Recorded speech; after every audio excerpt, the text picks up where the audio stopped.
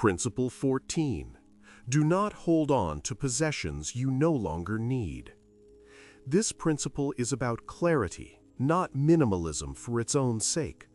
Musashi was not interested in owning less to appear virtuous. He was interested in carrying less, mentally and physically.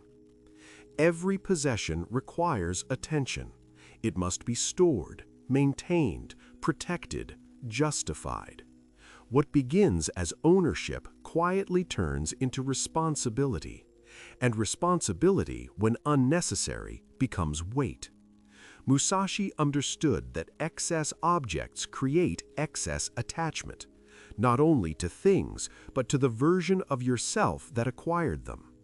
Old tools, old identities, old comforts. Holding on to them is often a way of holding on to the past. This slows movement. A warrior burdened by unnecessary gear moves slower. A person burdened by unnecessary possessions thinks slower. Clutter is not neutral. It fragments attention. You see it every day. You manage it. You step around it. Over time, this dulls awareness. Musashi valued readiness. To be ready, you must be unencumbered. This principle applies beyond physical objects. Habits you no longer need, beliefs that no longer serve, commitments that no longer align. Holding on to them out of familiarity is still attachment. Musashi would have seen this as wasted weight. Letting go is not loss, it is refinement. When you remove what is unnecessary, what remains becomes clearer. You know what matters, you know what is essential, you know what deserves care. Modern culture encourages accumulation. More options, more backups, more just in case. But more often leads to indecision.